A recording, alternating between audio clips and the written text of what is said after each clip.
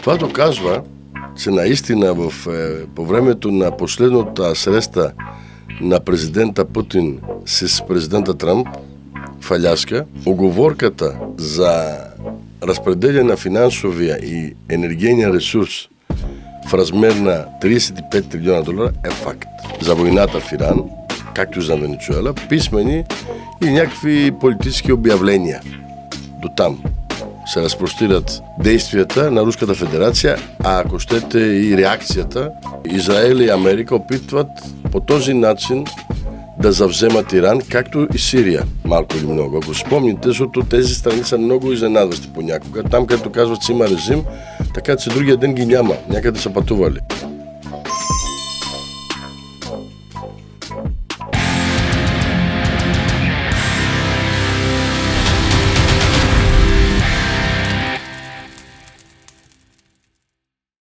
Абонирайте се за канала, натиснете камбанката, за да е сигурно, че до вас веднага ще достига най-новото видео.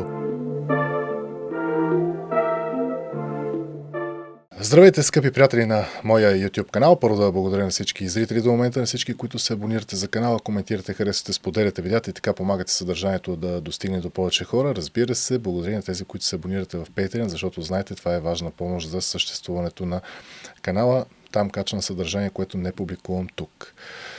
При мен в студиото е професор Йоаким Каламарис, бизнесмен, университетски преподавател и човек, от когото има какво да научим. Особено в изострената конфликтна ситуация недалеч от нас в Близкия изток. И вече няма как да считаме, че е много далеч от нас, защото ракети хвърчат към Турция, вече втора свалена. Още се спекулира за къде е била насочена, но стана ясно, че в крайна сметка Гърция и Турция ще ни защитават, защото ние нямаме техните възможности. Какво става? Първата жертва в войната винаги е една. Тоест, единствена и първа в началото на войната е една жертва. Това е истината. Така че това, което се случва в Иран е наистина страшно и най-вече за всичките граждани европейски, защото виждаме цените какво се случва. Имаме над 20% увеличение на горива и се предстои да видим още по-трагични нагоре цени. Представете си, че всеки изминал ден европейци трябва да плащат поне 1% на ден, ако, например, войната има още 15 дена или 30 дена, средно 1% на ден увеличение на горивата и на нужните енергийни ресурси за Европейски съюз. Сега да анализираме Америка, САЩ заедно с Израел. Те имат един общ противник. Но защо имат общ противник? Защото Иран фактически след Венецуела, нищо случайно, виждате, че степ бай степ, стъпка по стъпка се върви подобни военни процеси или мерки за доминиране на страните, които са против САЩ. Виждате, че общия противник Иран на САЩ и на Израел произлиза, защото фактически той субсидира малко или много, официално и неофициално, през енергийни ресурси Китай. По този начин Израел се използва и се възползва този факт, който САЩ иска да ударят през Иран Китай, за нейните геополитически на Близкия изток интереси. Тоест да не бъде повече атакувана, да може да има отношения, както в момента има Саудитска Арабия, с Кувейт, с Дубай. За Израел това е екзистенциален враг, абсолютно. А за Съединените щати стратегически абсолютно. От гледна точка на Китай. И това ги обединява. Както виждате обаче, странното е защо НАТО не се позовава НАТО от САЩ, при положение, че тя атакува друга страна, все още да участва в войната.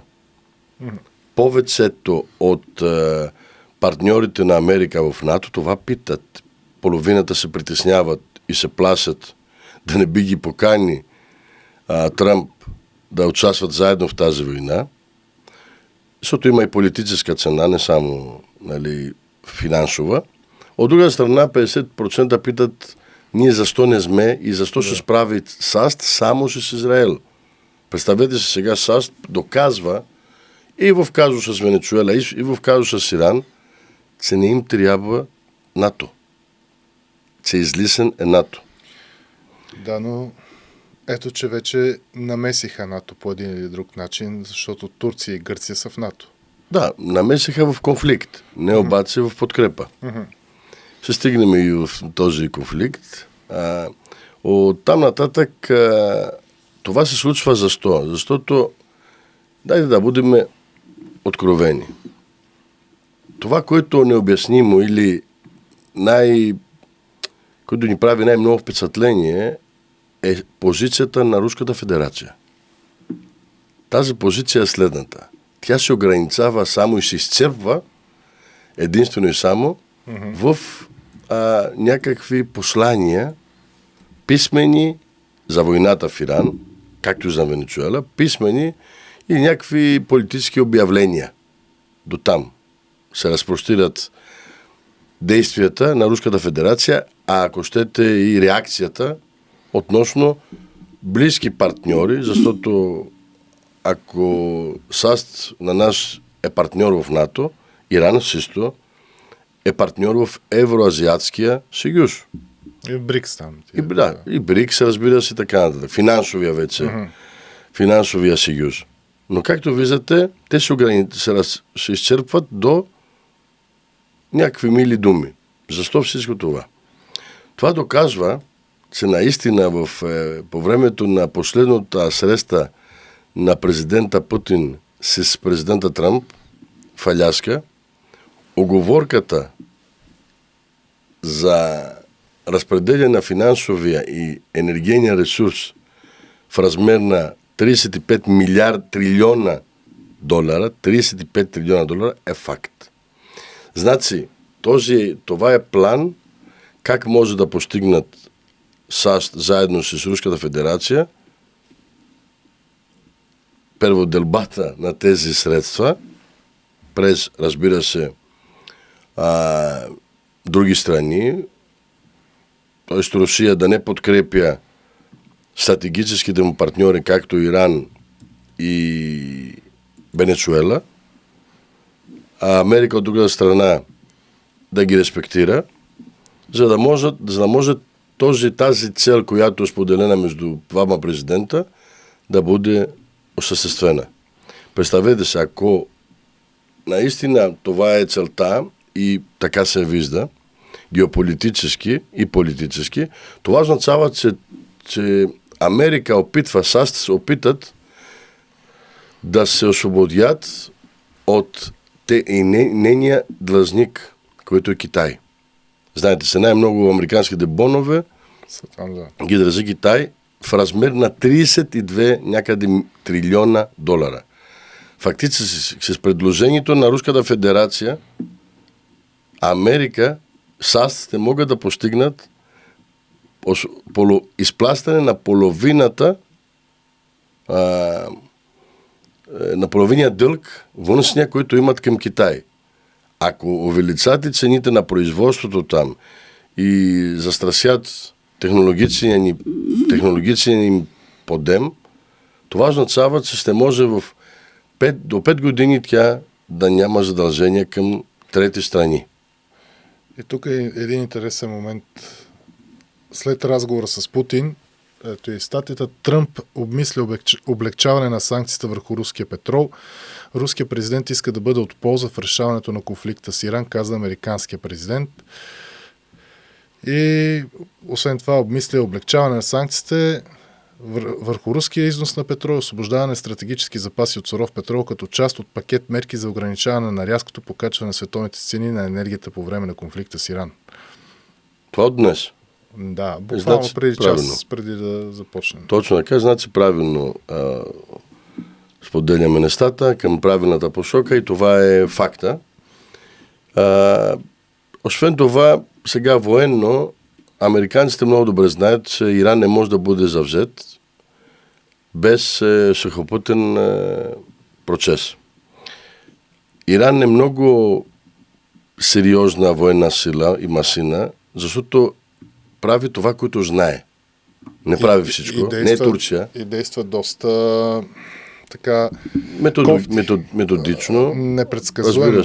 Бомбардира близки държави. Да, ще стигнем и до там защо близките. И методично. Най-вече. Това въпросът е, защото те нямат самолети, нямат добри пилоти, те знаят слабостта.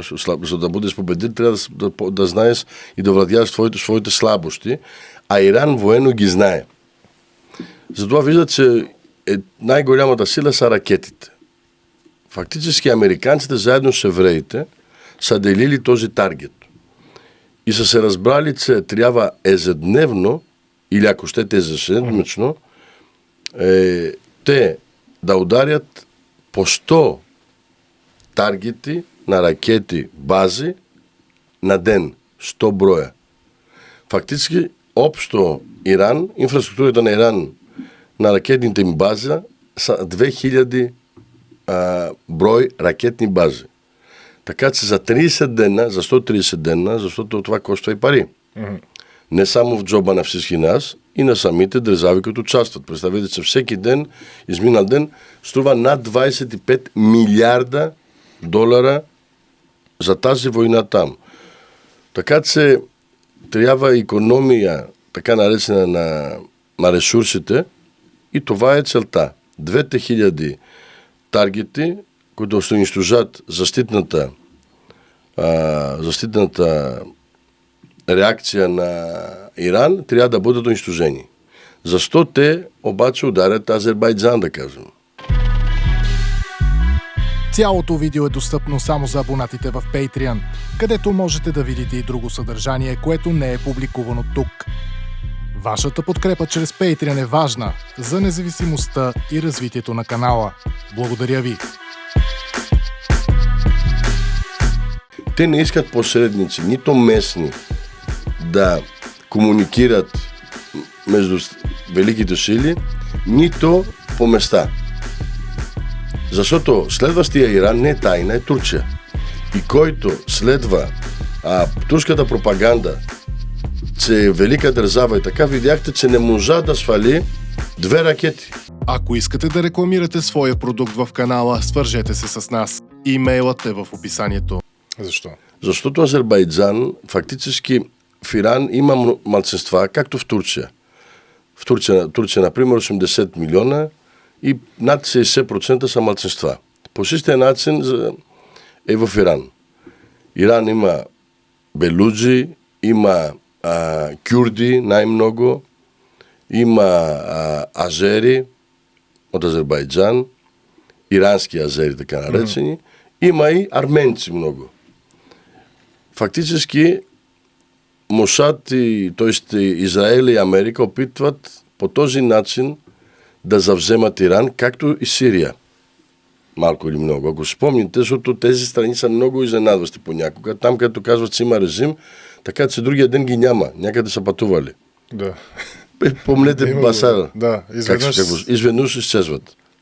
Възможно е тази реакция от страната на Иран, но тук трябва да организират отвътре падането на режима. И това може да стане само чрез етническите малцинства. Чрез етническата карта. Така може да падне Иран и всяка страна, която търпи промяна. Това опитват и за това, ако видяхте, те удариха Азербайджан. Азербайджан са го ударили, за да предупредят президента на Азербайджан и политически процеси, че ние сме тук и ви виждаме къде опитвате да участвате. Фактически, те са и ислямистки братия. Те са мусулмани повечето, нали? Но да не забравяме, че сиитите са 15% от ислямското население на света. Останалото, 15-20% максимум, останалия процент са сунити. Братия, но първи братовцети по-точно. Да. Така, а за Дубай, ударите там? Дубай... Това са, защото да трият носа на богатите хора по света, които са инвестирали. И да боли. Да боли просто. Да боли, защото вижте, ако те искат наистина да унищожат инфраструктурата на Саудитска Арабия и на Дубай, могат да го направят много лесно. И разбира се, там над 70% от инвестиции не са от емирствата или от държавите на Близкия изток. Това са външни капитали, външни инвестиции. На целия свят. Всякакви има олигарси, държави. Абсолютно. Тук има един момент, който България никога не е споменат и много рядко... Че даже май и нашите олигарси са там. Имате доста добра комуна, там над 30 000 души, които живеят постоянно в Дубай, в арабски емирства, да кажем, Обединените арабски емирства, защото те са 7 броя. Да. Въпросът е, има един момент много интересен, който въобще не се споделя в България. Този момент е, че фактически може да сте чули, че виждате ти, европейците купуваме вече азерски газ или катарски газ. Катар няма газ. Иран има газ. Фактически, Иран е много близко с Катар, защото Катар фактически държавата на братите мусулмани. Меката на братите мусулмани. Там участват Турция и Иран. И не само. И фактически Иран помага, отстъпвайки на Катар енергийни находища за газ и през Катар, за да няма санкции, се продава иранския газ. Това не се знае. Вече от днес го знаете. Както, например, в момента Украина, тя купува ефтин газ, за разлика от нас. Отново, тя има война с Русия и тя купува руски газ. Да. През Унгария. Аз си спомням, аз много отдавна ходих в Дубай на екскурзия, но местни ми разказваха за едни корабчета, които се виждат там. Синкави такива, че всъщност прекарват и такава стока към Иран. Абсолютно. Това са контрабанда. Ирански кораби, които прекарват контрабанда на Дубай, но за газта няма нужда, защото тя се намира фактически, това находище се намира на един остров, който географски принадлежи към Иран. Да. Но тя отстъпва газта, за да може да не бъде санкциониран този процес. И през Катар изнася газта. Но Катар също се възползва с печалбите от този процес. Носите интересен анализ, между другото. Да, аз ви донесох и ще ви предам един анализ, който направих вчера вечерта. Изготвих специално за вас относно структурните дисбаланси в земеделието. И разбира се, тук направих една съпоставка, това е първата част. И втората част, която направих, един policy paper, който е структурата на земеделското производство в България и необходимостта от диверсификация, сравнителен анализ между България, Гърция, Румъния, Унгария и страните от Меркосур. Ще го оставя при вас. Да. Въпросът е следният, че защото скоро чух, ще дойде слънчоглед от Аржентина, да сме ходили на граници, говорим за новото правителство, да сме отишли на граници да провериме дали е качествен продукт, дали има химия, дали има пестиди и така нататък. И не ни интересуват се цената на половина. И мислим всеки от нас, че аржентинския пазар или аржентинската страна или Меркосур, т.е. Меркосур, какво означава съюз между латиноамерикански страни. Бразилия, Аржентина. Говорим за БВП-та, които са пъти по-големи от нас. Споразумението, което се обсъждаше в Европа и отпадна. Точно така. Въпросът е, че ние гледаме да ни е народно производство, само когато касае джобовете на тези, които ще ни отнемат парите от разходите ни или от парите ни. Фактически, ако производител е народен производител, е местен производител, но има 2 пъти, 3 пъти по-скъпа цена, отколкото стоката, която се произвежда в Аржентина, значи това е народно. И ние трябва да плащаме този народен рекет, защото сме добри родолюбци. Не трябва да е така. И това го доказвам. Фактически, преди говорихме антикорупционен фронт, защо трябва да е различен. И това е един пример, който ви давам. Например, ние опитаме да защитиме българските производители на слънчоглед по грешен начин. Без да вземаме предвид, че България е шампион в оглеждане на слънчоглед в Европа и една от най-големите производители в света. Защо, господин Николов? Защото слънчоглед, първо, реколтата трябва да се редува, нали, културите трябва да се редуват през 4 години. Това в България не се осъществява. Защото т.е. слънчогледа има най-много субсидиране като цена. Но уврежда почвата на земята най-бързо и най-стабилно. Фактически, ние ще имаме доста хектари производствени в бъдеще, които ще бъдат инвалиди. Го наричам, го третирам така, за да го разберат повечето от зрителите ни.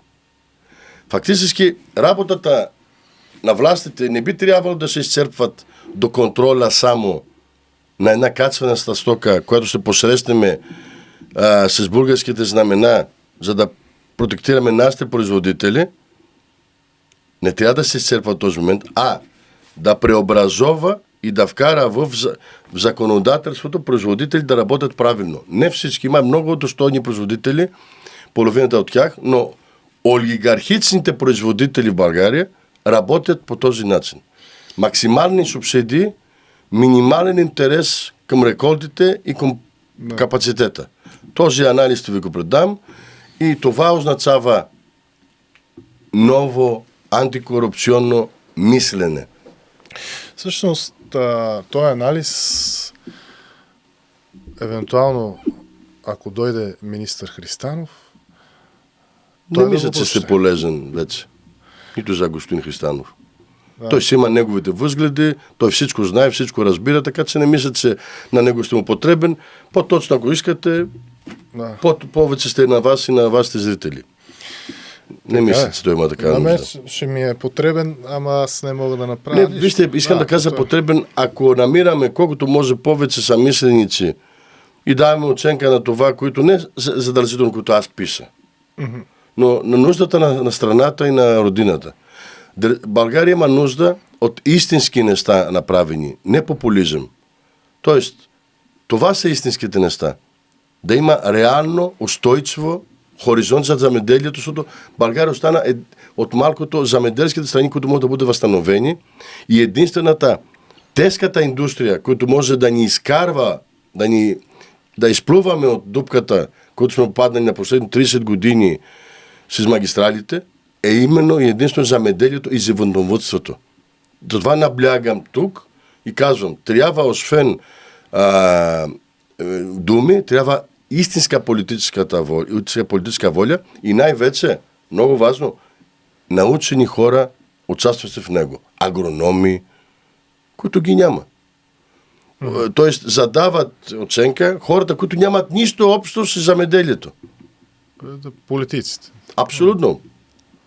Политици, хората, които са завършили. Аз мога да създам нещо подобно, защото това ми е работа. Това работя. Не дали сте за замеделието или сте за производство на автомобил, това не е проблем за мен. Но не може хора, които нямат нищо общо с тази наука.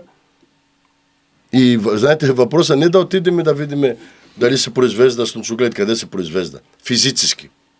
Какво правиме всъщност за това производство и за тази страна. Не е важно ние да участваме в еди коя си махала, да ни виждат хората, че тук съм и действам, за да оправя нещата в страната. Да ги правиш. Дори да си неусетно там. Това е моето мнение. Дела, не думи.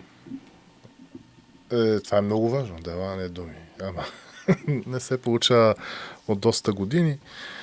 Между другото, затова го дадох за пример Димитър Бербатов, който тия дни е говорил пред някаква телевизия и ми падна в Фейсбук, изрязан от неговото изказване, че му предлагали да е министър на спорта, обаче не се чувства 100% готов. А кой е този господин? Бербатов. Само Христо Стоичков Футболист. познавам аз, не знам друг. Аз, за съжаление, не познавам. Нито Стоичков, нито Бербатов. Сега. Аз господинът другия не го познавам. Да. А той е бил предложен и за министър на спорта. Такова видео попаднах, обаче не съм готов.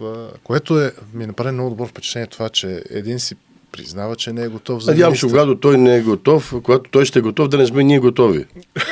Това ще пак да се разминем, да ви кажа. Стоичков е вече друга... Вижте, друго реноме, не е въпрос за лични, как да кажа, симпатизиране, лично симпатизиране, така нататък. Говорим за поведение. Все пак, знаете, един човек трябва да има поведение. Ако няма поведение, всичко останало е безмислено. Така от намеците, които отправихте, ми се струва, че имате критики към земеделския министър и понеже споменахте и антикорупционен фронт, вие по едно време мисля, че бяхте там. Правехте нещо заедно, антикорупционен блок. Или се бъркам? Вижте сега, аз участвах като активист.